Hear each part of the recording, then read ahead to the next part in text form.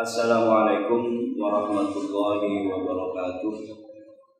Alhamdulillahirabbil alamin. Wa bihi nasta'in ala umuri dunya waddin. Wassalatu wassalamu ala asyrafil anbiya'i wal mursalin wa ala alihi wa ashabihi wa man tabi'ahum bi ihsanin ila yaumiddin. Amma ba'du.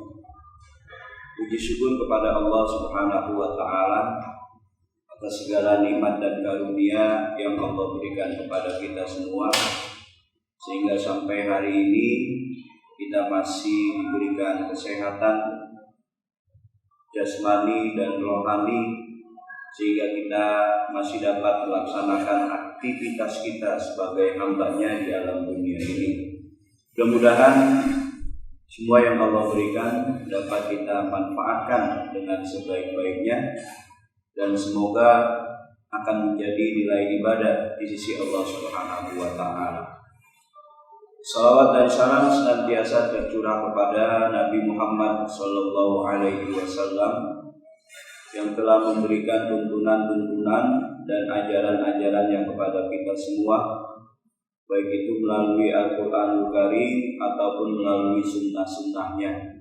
Semoga kita dan keluarga kita berpegang teguh kepada keduanya hingga akhir hayat tiba.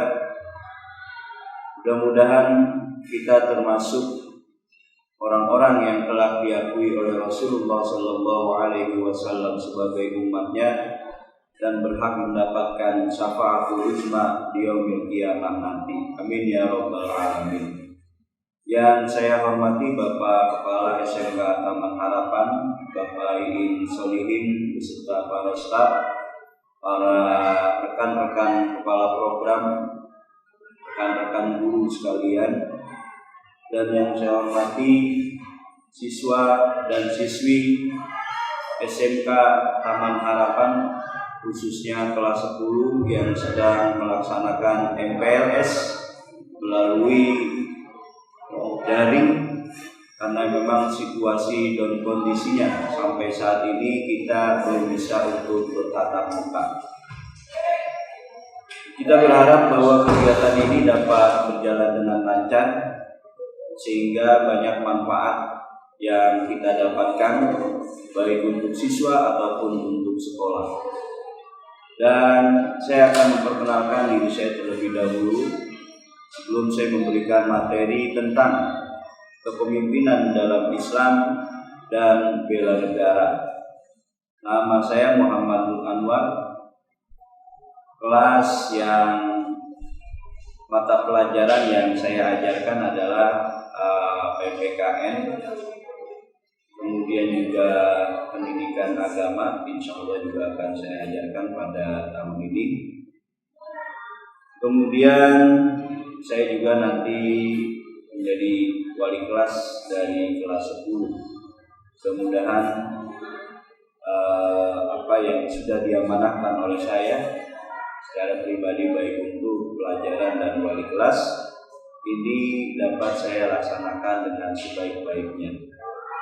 Kalau kita melihat bahwa agama Islam itu adalah agama yang mengatur seluruh kehidupan manusia agar manusia itu dapat atau mendapatkan kebahagiaan dengan aturan-aturan yang telah ditetapkan oleh Allah Subhanahu wa taala melalui Al-Qur'anul Karim dan melalui sunnah-sunnah Rasulullah sallallahu alaihi wasallam.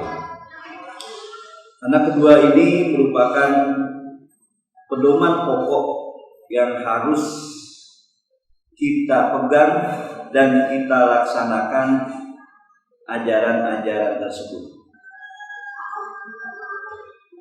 Karena dengan kita menggunakan Al-Quran dan sunnah-sunnah Rasulullah sallallahu alaihi wasallam sebagai pijakan hidup kita di alam dunia ini, maka insya Allah kebahagiaan dunia hingga akhirat akan kita dapatkan dari Allah Subhanahu wa taala. Anak-anakku sekalian yang berbahagia, kalau kita melihat arti kepemimpinan di dalam Islam, kepemimpinan itu merupakan kekuasaan yang diberikan oleh kepada seseorang dengan dilandasi tanggung jawab, baik terhadap dirinya, terhadap yang lain, ataupun terhadap Allah Subhanahu wa Ta'ala. Maka ada beberapa pendapat tentang kepemimpinan tersebut. Kepemimpinan itu harus diberikan kepada orang yang benar ahli dalam bidangnya, berkualitas dan memiliki tanggung jawab yang jelas, serta adil dan bermoral baik. Ini merupakan hal-hal yang harus dimiliki oleh seorang pemimpin di dalam Islam. Dapat kita tarik kesimpulan bahwa pemimpin di dalam Islam ini harus memberikan kemaslahatan, bukan hanya untuk diri pribadinya, bukan hanya untuk kelompoknya, tapi memberikan kemaslahatan bagi yang lainnya juga. Hal ini sebagaimana yang disabdakan oleh Nabi Muhammad SAW, khairun nas anfa'uhum linnas. Sebaik-baik manusia adalah orang yang memberikan manfaat kepada orang lain. Anak-anakku sekalian yang dirahmati Allah Subhanahu wa Ta'ala, maka ada beberapa kriteria-kriteria yang harus dimiliki oleh seorang pemimpin sesuai dengan ajaran-ajaran atau syariat-syariat Islam. Yang pertama, orang tersebut adalah harus beriman. Kemudian orang tersebut juga harus beramal soleh, memiliki niat yang lurus, semata-mata kepemimpinannya itu untuk kemaslahatan manusia dan diniatkan karena Allah Subhanahu wa Ta'ala. Yang selanjutnya, bahwa pemimpin di dalam Islam itu harus berpegangan paling tidak kepada dua hal. Yang pertama adalah Al-Quran, yang kedua adalah Sunnah Rasulullah Sallallahu Alaihi Wasallam. Kalau kita berada di negara Indonesia, maka yang menjadi pegangan kita selain Al-Quran dan hadis, Pancasila juga merupakan pegangan bagi kita dalam berkehidupan, berbangsa dan bernegara di Indonesia ini. Anak-anakku sekalian yang berbahagia, selain itu pemimpin itu harus adil.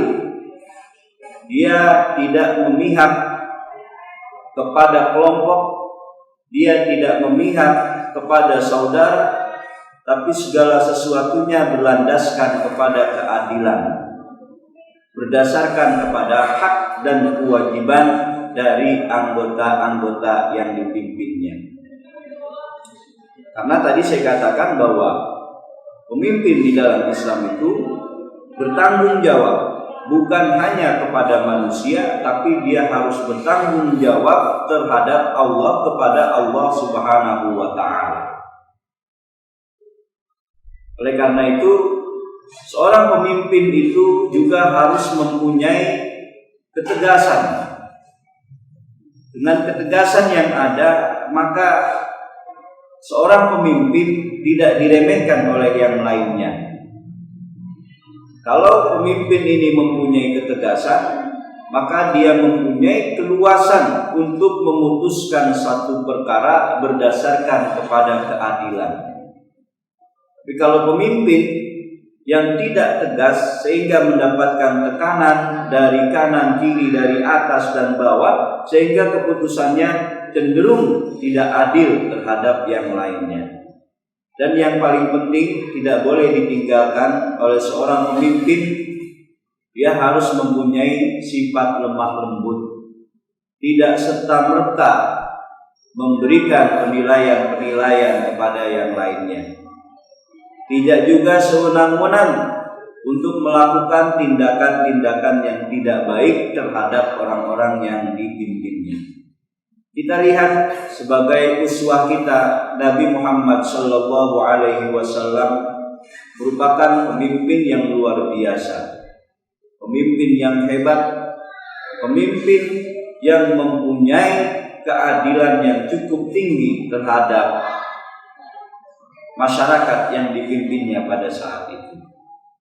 Oleh karena itu, sikap jujur, kemudian amanah, tabligh dan patonah ini seharusnya dimiliki oleh seorang pemimpin di dalam ajaran Islam ini.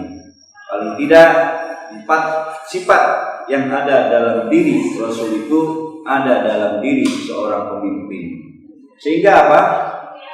Organisasi atau orang-orang yang dipimpinnya merasa senang, merasa bahagia, dan merasa mendapatkan manfaat yang cukup banyak dari kepemimpinan tersebut.